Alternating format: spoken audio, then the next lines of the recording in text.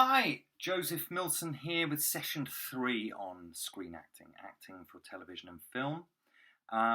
Last time I finished off mentioning the dreaded learning lines. Now then, I've got good news and bad news. The bad news is there is no shortcut and there is no cheat for learning lines. You've just got to do it.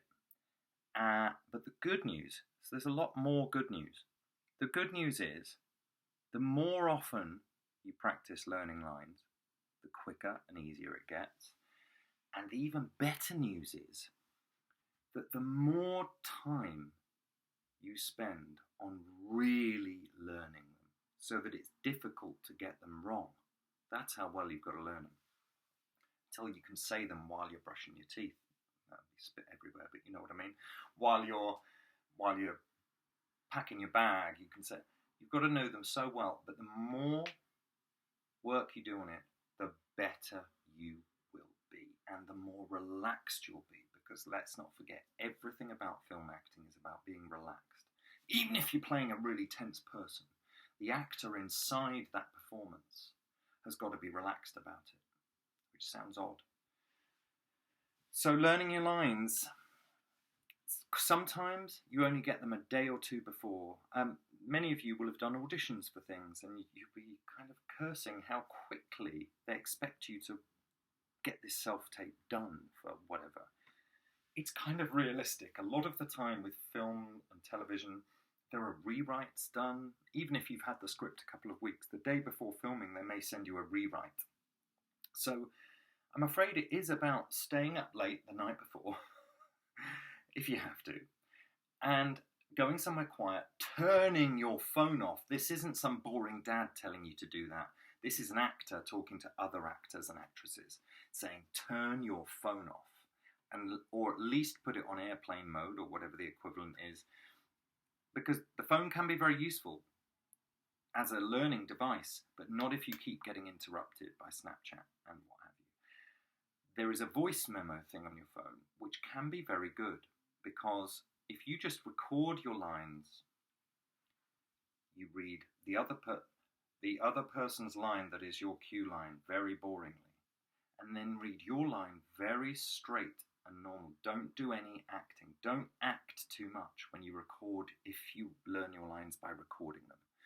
Because the more plain you leave that recording, the more you're as you listen to it, while you're on your bike, while you're on the tube, you can listen and be learning and repeating it slowly. The plainer you leave your performance on the recording that you're learning from, the more your imagination is free to start saying, hey, maybe I could do that bit like this, or like this, or like this. If the first time you read it into your phone to help you learn it, which is a good idea, if you really act it, what happens is, as you listen to it, you get stuck with that choice. And it may not be the best choice. It might be brilliant, but it may not be. So that's my advice there. But you don't have to use a phone and record it like that. You can just put the time in. And here's a top tip. When I was talking about how strange it can be to arrive on set in front of all these strangers and suddenly have to make a kind of fool of yourself, your own voice out loud, even if you only have a couple of lines on Casualty or Hobby City or something, and you've been nervous about it, your voice can surprise yourself with how it sounds and can make you self-conscious. Oh, that doesn't sound right. So my advice is, when you're learning it, get somewhere away from your brothers and sisters and your mother and father, get in a park, say your lines loudly, out loud, when you're learning them. Because then you'll find it's very easy to be smaller and your own voice doesn't sound strange, it doesn't freak you out, which honestly can happen if you just learn them mumbling. And then the first time you say them with a full voice and actually say, but that's not what I mean, you said it out loud, it's in front of all these people, you can get very self-conscious. So that's a top tip. Say them out loud. Louder than you might normally speak even. Especially if you're having to learn something in another accent. If you get asked to do an American piece, for example. American, here's a top tip. I don't mean to generalize, and I certainly don't mean to insult all my American friends, but they are a louder nation than us, generally. So here's a top tip. I've heard from casting directors, a lot of British actors, when they audition to play American people, the men kind of do a kind of Batman mumble. They go very low. I'm going to be very low. I'm going to be just like that. And a lot of the women who audition to play Americans kind of just speak quietly. They don't really. And it's not quite right. So be loud when you learn American lines, and it comes out better. And that's a little strange side tip. So all that effort you've put into learning your lines and the words you're going to say to the other actor is leading me to a very key point I want to make about screen acting. My dad, who is long gone, sadly, used to say to me, I think when he wanted me to shut up, he used to say, look, we've got 2 ears and 1 mouth. That means there should be twice as much listening as there is talking. 2 ears, 1 mouth. But I tell you what, that is the perfect ratio for acting. The ratio to listening to speaking. Even if you've got a scene where your character talks a lot, the listening you do is twice as important as the talking you do. That applies to theatre acting too, really. Listening is more important. And again, I dare you to watch the actors you love in Peaky Blinders or whatever you love, whatever your shows are.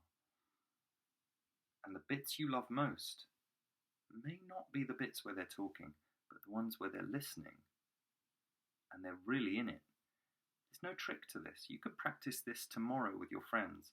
Just really become a good listener. And this also is another help to not being self-conscious. Because if you are, we're going to get onto this on the next session, but if you're concentrated on the other person,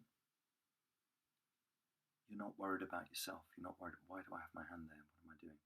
No, I'm busy looking at, why are they doing that with their face? What are they doing with their hands? The camera is filming you. You look twice as interesting. So that's take that how you will. Make the short version of it for your notebook if you will, but listen, listen, listen.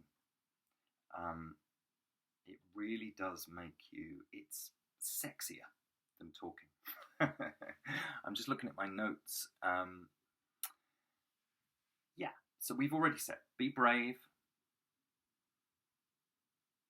Don't worry about looking a fool. Learn your lines well.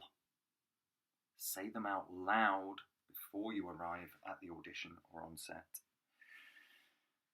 And focus on the other person. Listen. Now that's going to take the next session, which will be session 4, I think. I'm going to talk about objectives. There's nothing heavy about this, don't you worry. Please tune back in for the next one. There is a way of doing snappy things called actions, filming, that can be a shortcut and can make you look fantastic. I've got a minute left of this session, so I'm going to throw another little top tip in. If you want to have a career as a film and television actor, I'm not going to swear, but I am going to say, don't be a dick. What that means is don't be rude to anyone.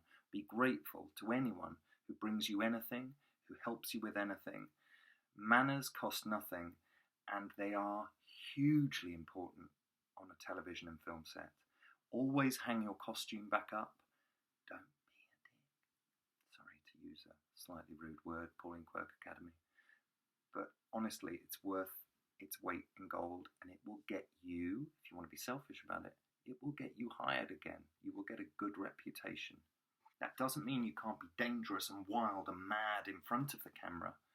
But when you're off camera, between shots, be grateful, be attentive, hang your costume up. I won't say it again. All right, thanks very much. See you soon.